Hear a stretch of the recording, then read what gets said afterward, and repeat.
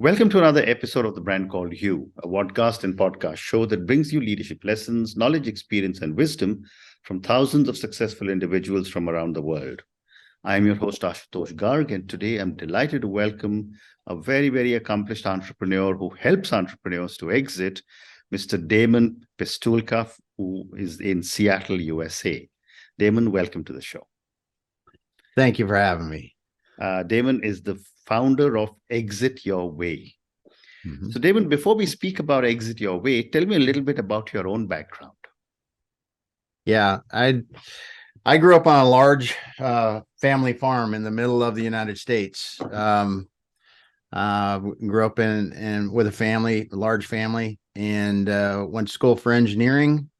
It was rather strange in the area where I grew up for people to go to college, but my parents thought that we all needed to go to college, and we all did.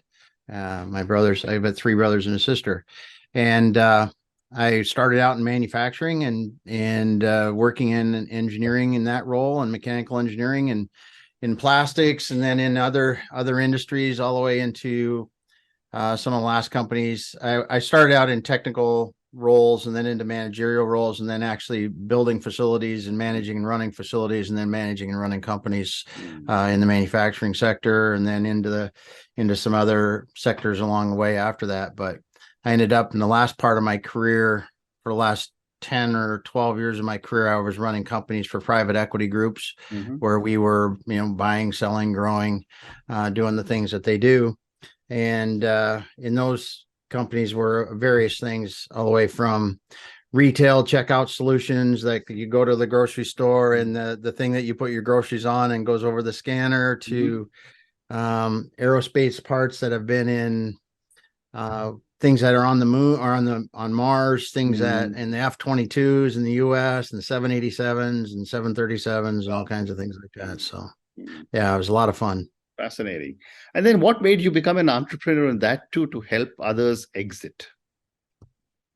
Well, when I was in my early 30s, I was about 35, 36, and I did my first exit with an investment owner.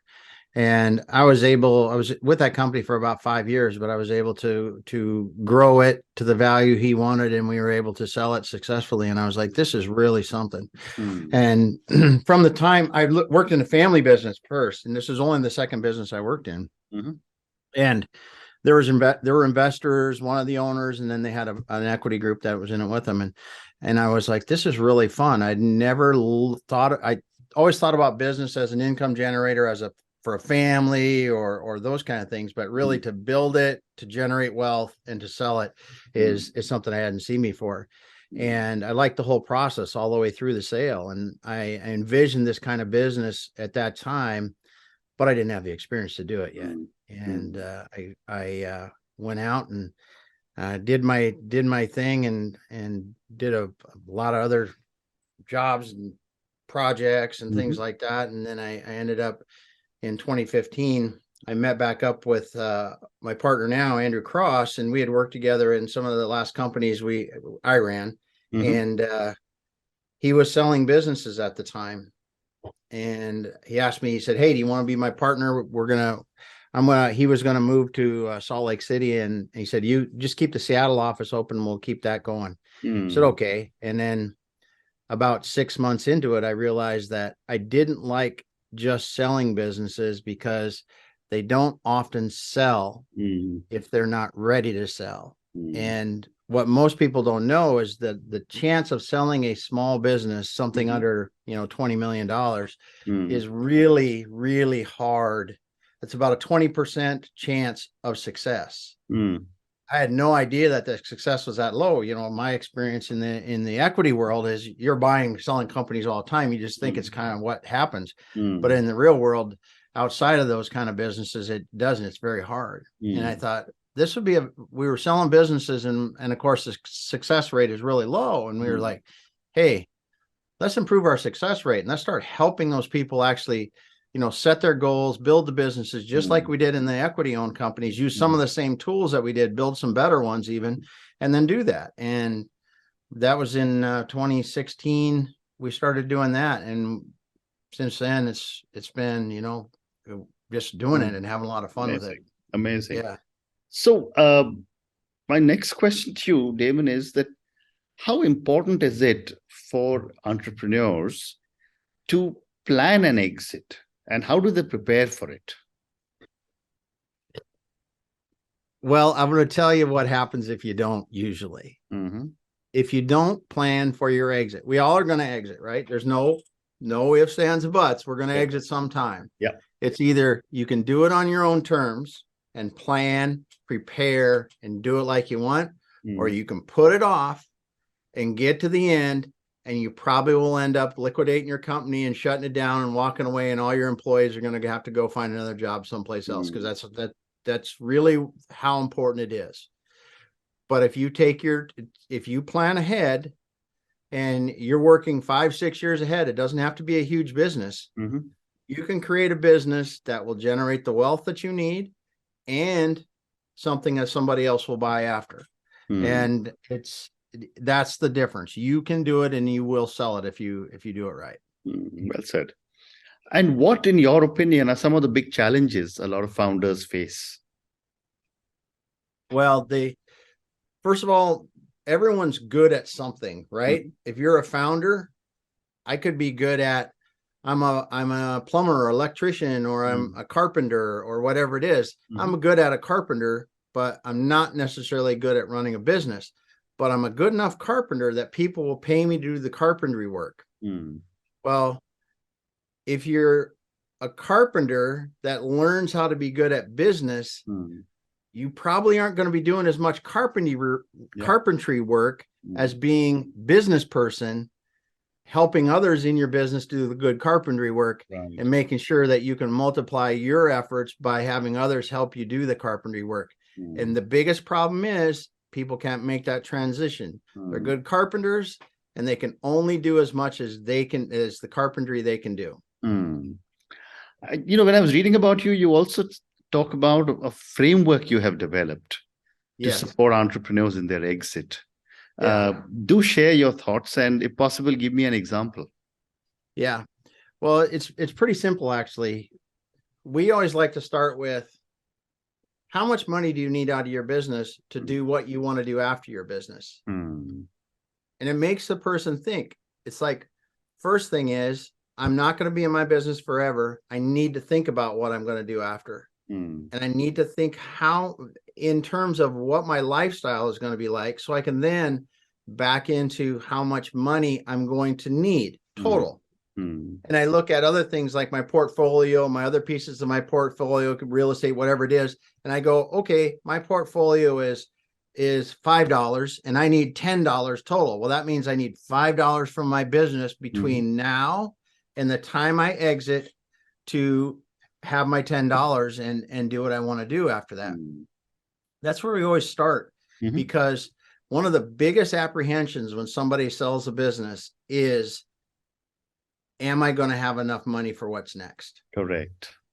Because they're used to the cash flow that business is giving them. They don't know. And I mean, it's a valid concern. So you really have to do that. And then we also, it's not just something we have them do by themselves, because financial planners are very capable of doing this. I mean, they can say, how do you want to live your life? How much you want to travel? Do you want to have, multiple houses? You got leave charity. They work all that in there. And then they go, well, how much comfort do you want to have? Do you want to have 50% padding? You want to have 25% padding? So they just really can help build that number out. Because that is the biggest gut-wrenching thing that someone has to do, because, well, one of them, but it's a lagging concern. Is it enough? Is it enough? Is it enough? And to get a deal done, you have to have a number in mind, and you have to say, listen, if I get $10 million, I'm good. Not sit there and go, well, should I try for 15? Or yes, you should try to get the most you can. But if I don't, and I get 10, I'm good. Not get to the end and go, well, I'm not getting 15. I'm going to stop, because you've sold businesses. You don't want to do it more than once. And it's one of these things where they have to get that number in their head, because that's the first part of it, because then we have our target. And once you have your target, it's pretty simple. We value the business today. We know what the business has to look like at the target level. And then what we do is we help them put together budgets. And then the whole key to the execution piece is get their team executing on a weekly basis to hit the target goals that they need to. And getting the right people in that you need to in the beginning, because you may have to have some specialists to help ramp sales. Yeah. You may have to have some specialists to help them with some systems and some other things to really help scale fast. But getting those people in place and measuring their progress all the way through and letting them see if they're meeting the goals or not. So your team is actually helping pull that business where it needs to go. Very interesting. The other thing that always happens in an exit is that a potential buyer starts the whole process of due diligence. Mm-hmm. How much time, in your opinion, should an entrepreneur devote to preparing a company before opening up,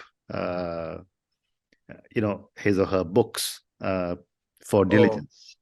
It depends. I mean, it can take you easy 90 days to do what you need to do, because if you don't have, if your financial records are a mess at all, you should go back and fix them. It's not even worth starting, because your deal is going to be done. So, but average time for people that we're working with someone that's got a 10 or $20 million business, it's 60 days maybe that they're doing it. We're doing it while we're marketing the company and getting things ready. The biggest thing is if there's any legal things that are hanging out, that is the biggest thing you got to get taken care of one way or the other. And if it's something you can't take care of before people start their diligence, you have to have the lawyers working on it and going, this is how we mitigate it 100%. The buyer will not have any risk from it, because you won't get anything done if that's still there. Yeah. And a buyer, other than, of course, clean books and no legal challenges, what else does a potential buyer look for? The owner can't be involved in the business very much. Okay. That's the biggest thing ever. I don't care if it's a $50 million business or it's a $250,000 a year business. It doesn't matter. I had a $50 million client a few years ago that was making about $10 million EBITDA every year. The business, when you look at market, that size, those kind of things, it should have been, the value of that thing on the street should have been about $50 million at least. And they were getting offers from private equity of $15 to $20 million. They had 4 owners in that business. They were all CEO, CFO, technical officer, and somebody in operations. And we helped them hire people to replace those people. They were still there mentoring the people, and they were able to sell it later for about a year after those people were all in place for about $70 million. And it is critical that the ownership is not in the line of doing things. You can be a board member type, you can be a CEO that has your team running the business if that's it. But if you're in the business doing it, it's really, you're selling somebody a job at that point. Correct. And if your business is bigger or you have key technical knowledge, the owner does, you probably won't sell the business, because everyone understands if you sell your business for a lot of money, your incentive to work is not going to be the same as it was before. Correct. Well said. The other thing that I have seen in exits is that from the moment an exit is announced, there is a lot of uncertainty that comes into the management team and the employees. How can the founder and the buyer sit together and make sure that the team remains with the company and not just walk out? That's a challenge. It really is. And that's where you're, as the seller of a business, understanding that you're selling it to somebody that wants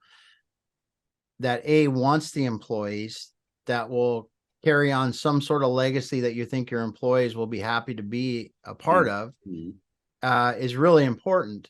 But then how you do it, obviously buyers a lot of times will not close a sale of a business without getting agreements with key employees. So your top 3 to 5 people are probably going to have to sign employment agreements with them. But to get them to stay, it's really the owner themselves. They have to do a good job of selecting a buyer that's going to carry on that legacy that the people will want to be a part of. Mm-hmm. And they have to create the right culture, I believe, beforehand. That's, we are going to sell this business. This is what we have to do because we have things that we want to do in our life that we can't do when we have the business, and people will understand generally. I've also seen, Damon, a couple of instances where it's the business is acquired, and then they ask the founder to continue for a period of 2 or 3 years. Yeah. How should a founder handle this kind of a scenario? Don't do it unless you have to. I see. Okay. Honestly, don't do it unless you have to. I don't think I've ever heard of anybody that has enjoyed it. In fact, I'm I think next week I'm actually interviewing someone on my live stream that's going to talk about that. He was at a place that he had a successful company, sold it. They wanted him to be around. And I think he made it about 3 years. Couple of companies I've been part of to have the owners stay around. I mean, most people barely make it a year. If they do. And that's where it's so, and it happens a lot. It happens a lot though, because I see it a lot in SaaS companies, like, because that founder, a lot of times they are that brains. Correct. And people can see that SaaS company can really go. They just need some other pieces. So that's where people will still buy. They'll pay overall a good price for it. But that founder, they want them around, and you're an employee at that point. If you're okay with that, then it's probably all right. But it's one of those things. You're going from owner to employee. That's probably the biggest change that they have to consider. Is it going to be okay for them to do that? Interesting. And, in a lot of the tech companies or the SaaS companies that you just spoke about, revenues may be low, but opportunity for future revenue is huge, or at least that's the expectation of founders. How do you tackle such expectations when it comes to valuations? Well, first of all, valuation is not any art. It's really science. And for us, we go out and look at comparable companies, and we go, okay, this is in the market. This is what they're doing. SaaS companies are no different. I mean, even unicorns are no different. There's a value placed on those to get that based on the eye of the beholder in some cases. And that's where you get some crazy valuations. But 90% of the companies, it's simple math. It's like, if you really can hit these projections and that's good, this is what the value is going to be. And that's really where we start with it. But to get them to that, sometimes it takes them actually getting an offer or two from buyers and seeing it themselves. Because there are people that can say, oh, your business is worth $100 million.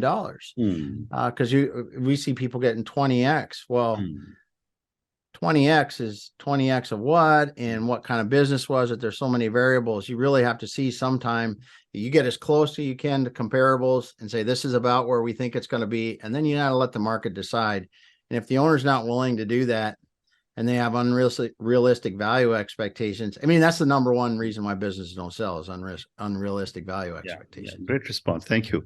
I have time for 2 more questions. My next question is, I wanted to ask you, what is the difference between preparing a business for sale to another party as compared to planning a succession? Oh, yeah. Well, planning a succession is more about the people and those kind of things, right? When I look at preparing a business for sale, I talk more specifically about the structure of the business to make the structure, the team, and things ready. Planning for a succession is more about, do I have somebody in line that can take over the business for me when the succession is going on?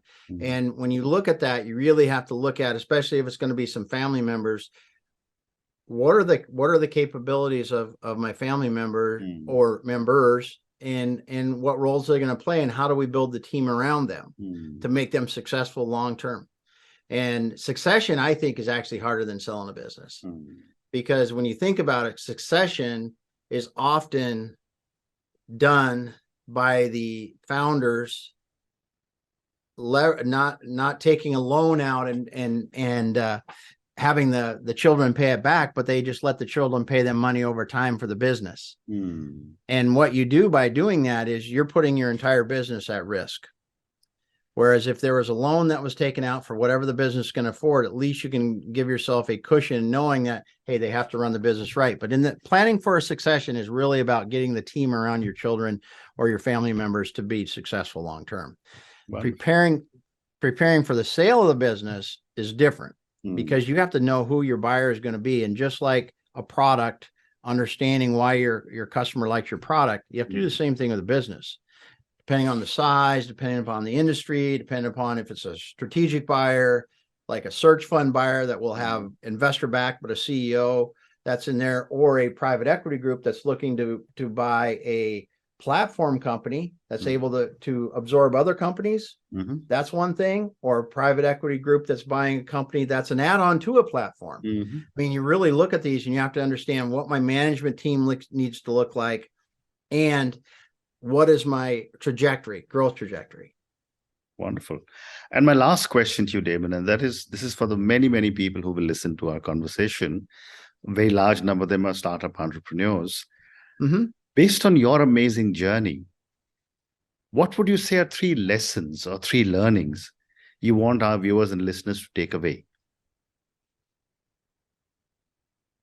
3 lessons.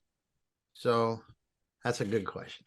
Okay. Because the first one is nobody cares what you do, what you're selling. They don't care. They only care how it's going to help them. Yeah. And if you are selling something and you don't know how it helps people, you need to figure that out because you won't sell enough of it to do yourself any good. Yeah. And you might as well just go to work for somebody else. The second thing is, if you don't like to sell, you're not going to be successful as an entrepreneur because you have to sell. You have to sell every single day until you've sold enough that you can get a team of people selling or others selling around you. But selling. And the last thing is and the last lesson I've learned is you're going to need to make mistakes. You're going to need to invest in things and they're not all going to work out, but you need to keep investing and making mistakes. Otherwise you're not going anywhere. Fantastic. And on that note, and your 3 wonderful lessons, which are nobody cares what you're selling. They only want to know how it helps them. I think that's a very powerful statement. Your second one you said was you have to sell, otherwise you're not a good entrepreneur. And as you said in the beginning of our program, everyone has to exit. And the third one you said was make mistakes and keep investing in whatever mistakes you're making, because that's the only way all of us learn. Thank you, Damon, for speaking to me. Thank you for talking to me about your own journey, about Exit Your Way. Thank you for talking to me at such length and in so much detail about all the challenges and the opportunities that entrepreneurs have to be able to make an exit from their business. And I'm sure listening to this conversation, there could be a few potential clients for you who may reach out to you, but that's between you and them if they do reach out to you. Thank you for speaking to me and good luck. Thank you so much. Thank you for listening to the Brand Called You videocast and podcast, a platform that brings you knowledge, experience, and wisdom of hundreds of successful individuals from around the world. Do visit our website www.tbcy.in to watch and listen to the stories of many more individuals. You can also follow us on YouTube, Facebook, Instagram, and Twitter. Just search for the Brand Called You.